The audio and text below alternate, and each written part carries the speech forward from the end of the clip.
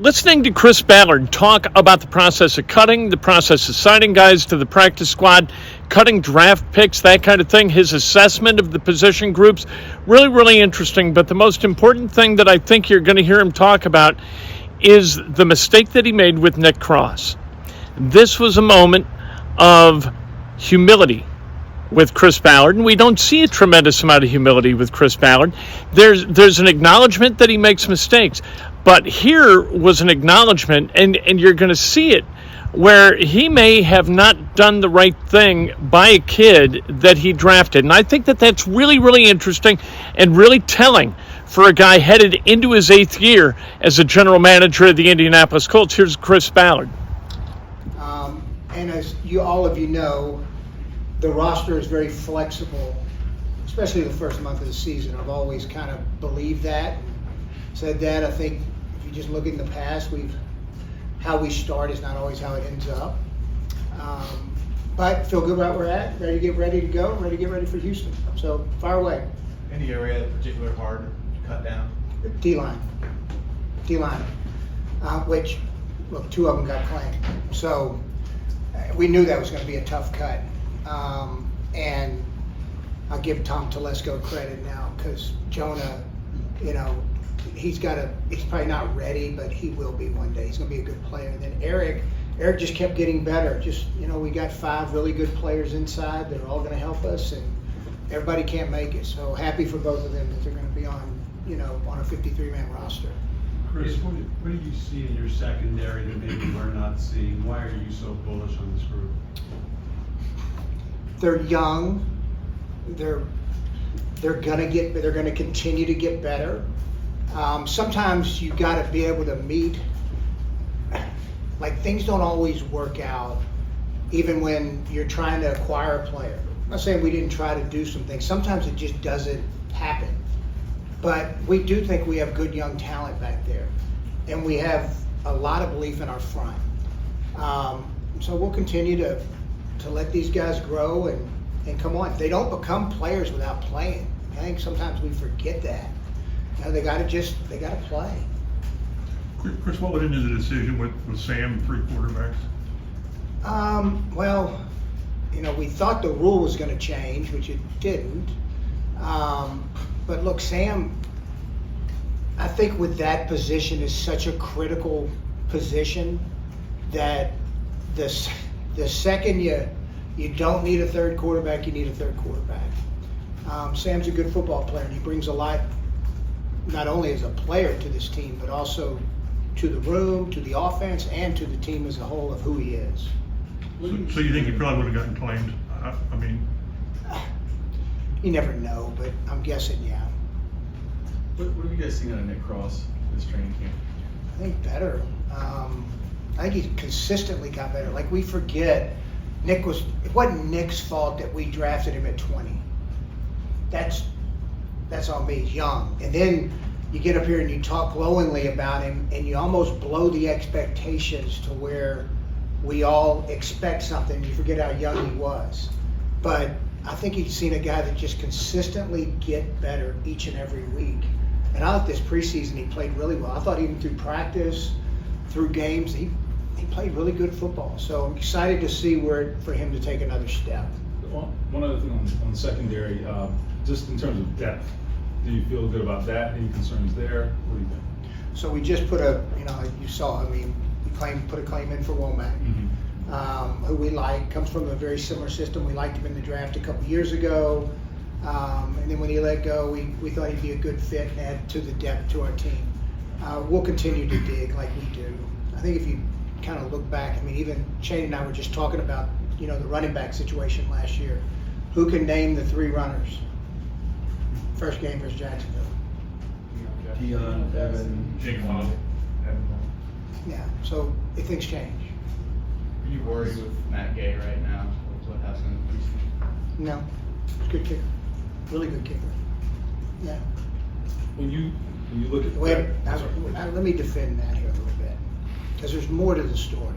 I'm not going to give you all of it, but when he went, not many people go into Baltimore and go 5 for 5 with how many over 50 that day?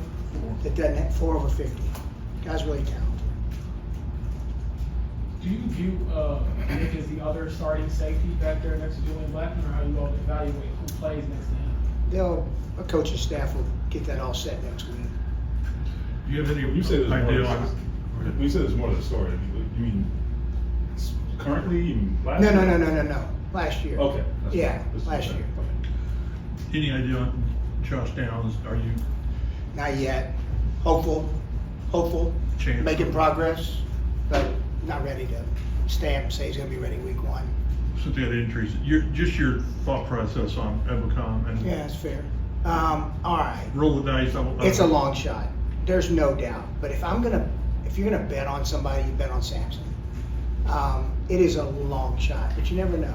So he was one. We really didn't have anybody else that was kind of a bring back guy.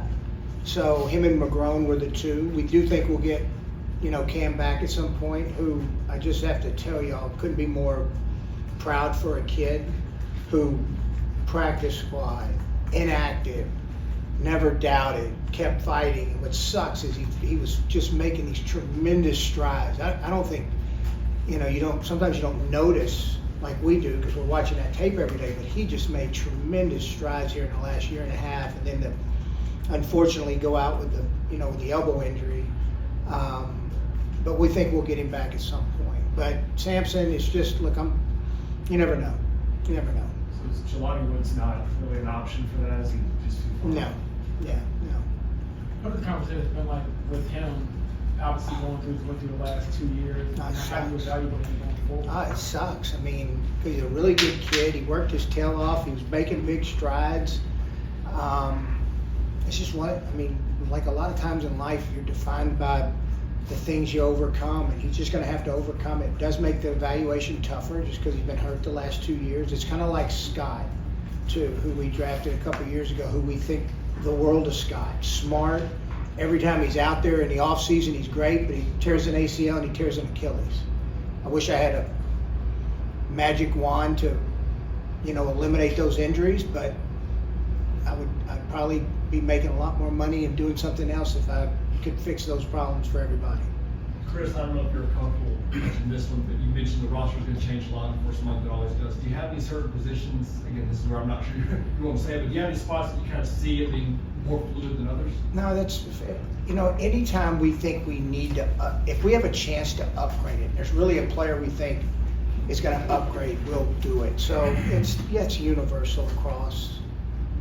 With all the moves you've made and you've seen this team in training camp, is this a team that should compete for something?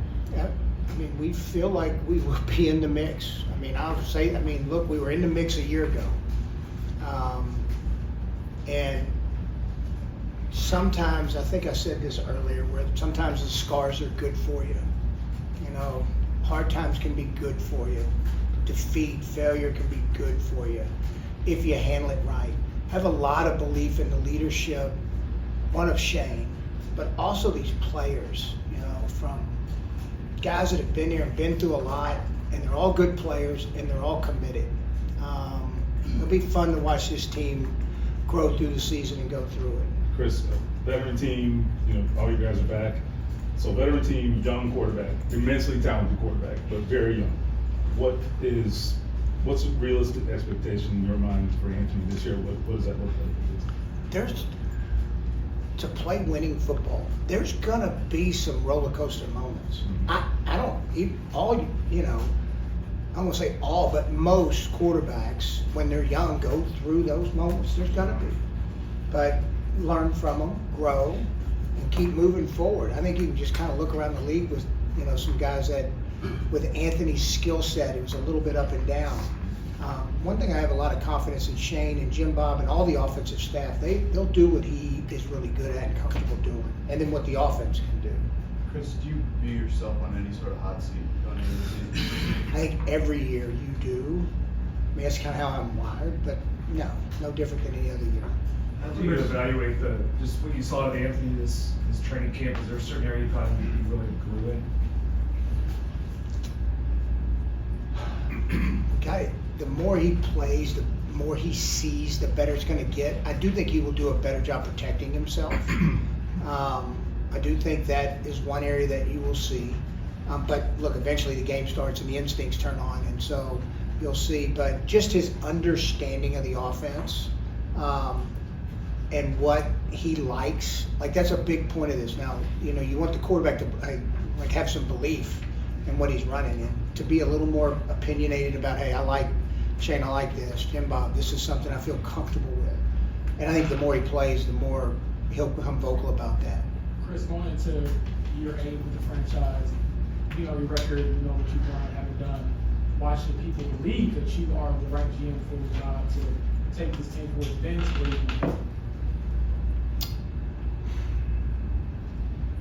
I've never I guess maybe because my DNA is not, I've always had a strong belief in myself and those around me, strong belief in what we do. And you just kind of look through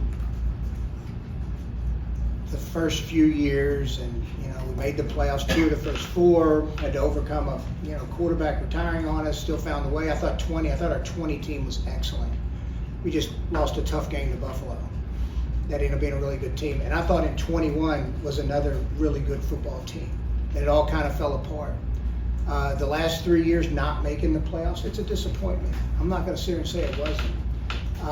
But I still have a very strong belief in what we're doing, how we're doing it, and how we're going to get there. And that will not work. Either you believe for something or you believe nothing. Like, it's easy to vacillate. Easy to vacillate and go with what the world wants you to do. You either believe in something or you don't. It's what we believe.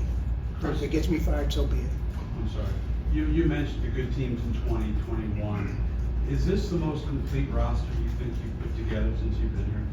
I guess time will tell. Feel really good about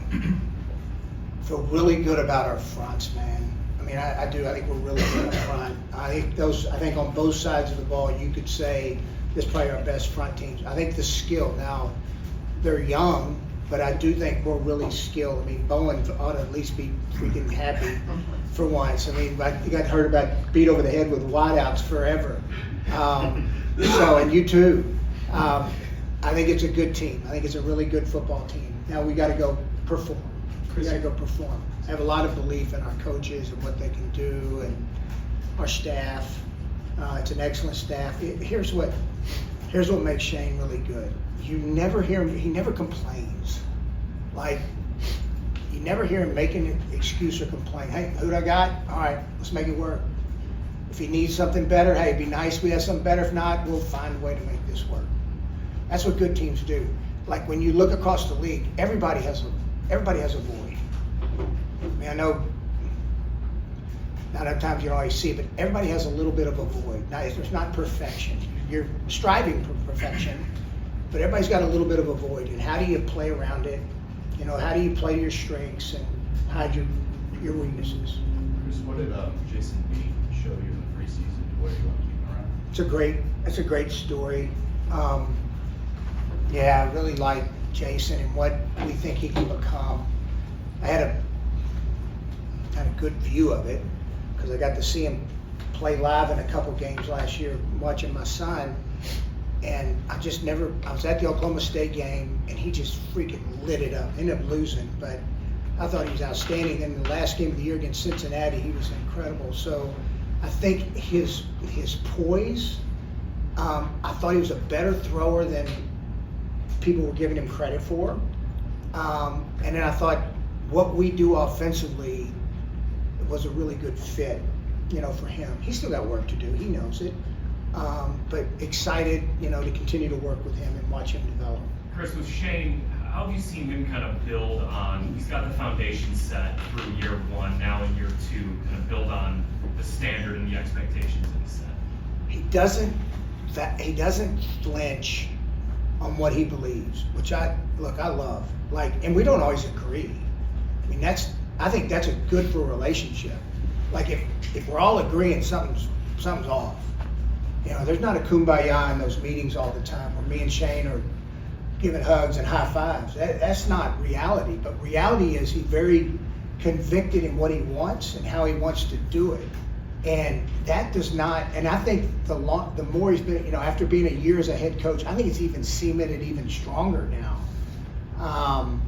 mean, there's things that he believes in and we're gonna do. And sometimes guys don't make the roster before it, so be it. He is a really good head football coach. Like you mentioned, last year you guys have used a lot of running backs. So how do you feel about just the group you have on Jonathan Taylor right now? Yeah, no, like the group. It was a really tough decision between, especially with Sermon getting hurt, but we really liked what Sermon was doing last year and in the offseason. And that includes, we like some of the things Goodson did. We still like Hall. At the end of the day, Goodson just did a little bit more, a little more well-rounded right now. But look, Hall's still going to be definitely in the mix with us. But I think it's a good, well-rounded group, and I think we've got Jonathan, who I think is a superstar. Chris, you guys waived the 3 draft picks. I looked it up. You've actually, waived a draft pick, I think, every year. What goes into the balance of, wanting to invest in those draft picks versus make a decision? That's fair. That's a fair question. I think we've drafted how many over the last years? 21. It's a lot of picks, which we like. Not all of them are going to make it. All right, but what you hope is you can get them back. Unfortunately, with Jonah, you risk losing a guy. When you subject him to waivers, but that's part of it. When your philosophy is you're going to continue to draft that many players, I mean, some of them are going to get cut, and some of them need more development. What's your commitment on the offensive line? How confident are you with the backup tackle? I mean, Freeland seemed like he struggled. Can you go with a rookie, or what do you look at? Yeah, that's good. So look, I thought Freeland. One thing I really liked about him last year, even though he had some rough moments, which look most 3rd, 4th tackles do, but he never once jumped off the abyss, and he kept fighting. So all off season, Braden Smith is down. So he's got every rep at right tackle for the entire OTAs, mini camp, really the start of training camp. Then we kick him to the left side, and some technique issues started showing up. That's a harder transition. It's not just an easy jump for you to do. So we just got to continue to get him more reps. We settled him back down on the right side. I thought Matt did some good things at both tackle spots. So we feel good about both of them. They'll continue to compete, for that swing tackle. But we feel good. I feel like we got 4, viable tackles. I know this, when I'm getting calls from other teams for them, that also shows where there's not a lot of them out there.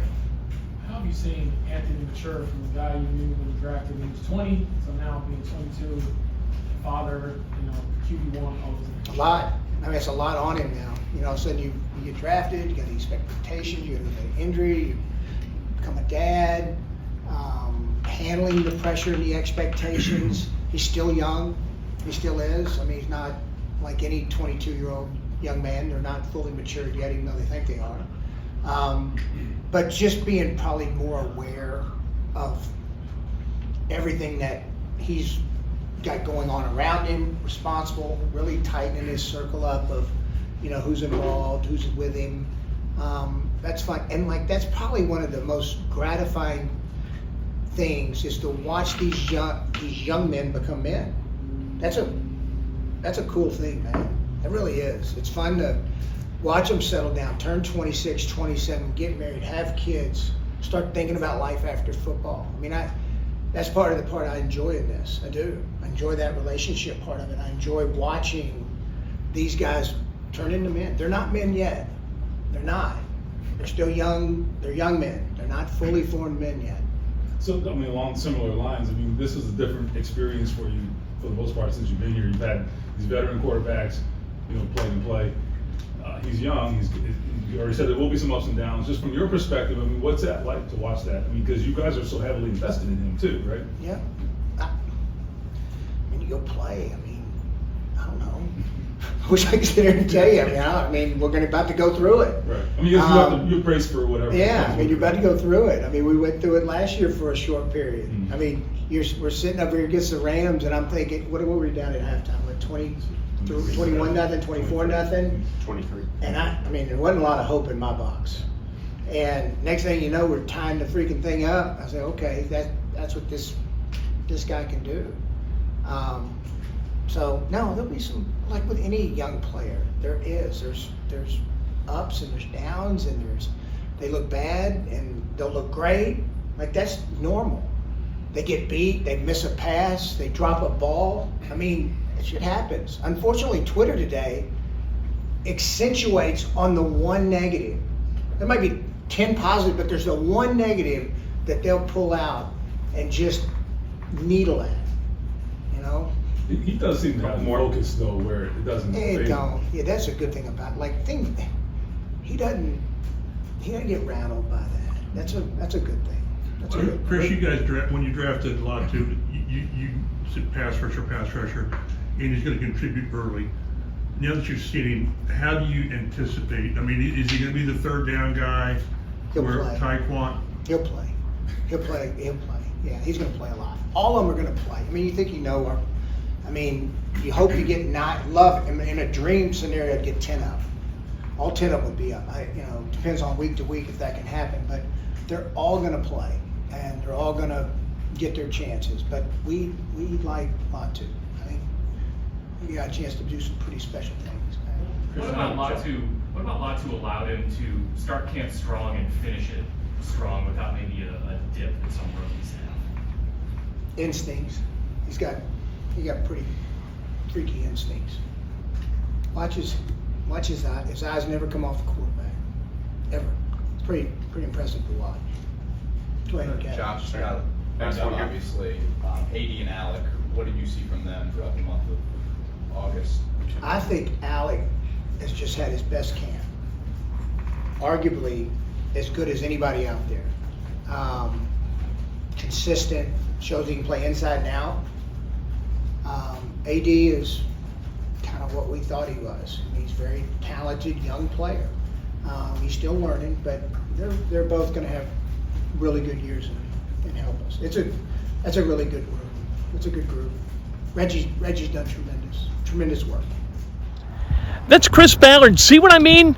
Like that's interesting that he think it's not Nick Cross's fault that they drafted him when he was 20, and it wasn't Nick Cross's fault that they said things in the media that elevated expectations to a point where Nick Cross was being held accountable for only being who he is and how old he is. That was really interesting to me. That was a Chris Ballard response to a question. I haven't heard him talk like that before. I thought that was kind of telling as to where he is in his evolution as a leader of this franchise. We're going to see what happens this year. I mean, he's thrown chips into the middle of the table behind that roster and said, these are my guys.